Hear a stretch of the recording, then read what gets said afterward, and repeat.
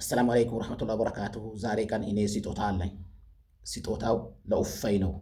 ኡፈይ ብዙ ጊዜ ረሱላችን ሲሰድብ፣ ሙስሊሞችን ሲያንቃሽሽ፣ ሙስሊሞችን ያልሆነ መንገድ ሲያጣምም ቆይቷል።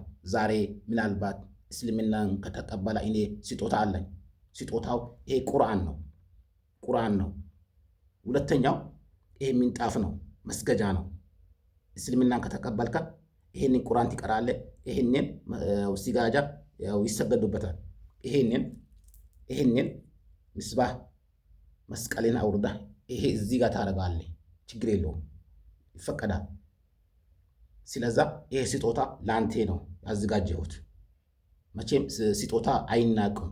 ያው በክርስትና አንድ ሰው ሙስሊም ሲሆን ቁርአንና መስገጃ ነው ስጦታ የሚሰጠው። ሌላ ነገር ያው ብር ምናምን አይሰጥም፣ አይፈቀድም።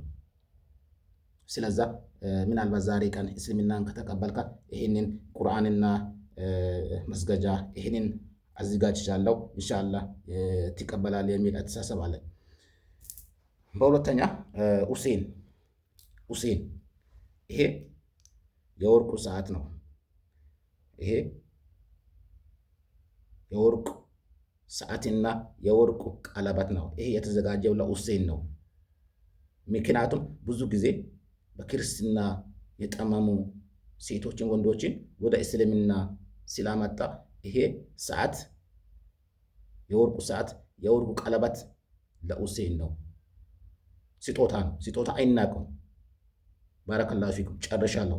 ወሰላሙ አለይኩም ወረሕመቱላሂ ወበረካቱ። ዩቱብ አለን ገብታችሁ ሰብስክራይብ አድርጉ። ለኡፈይ አድርሱልኝ።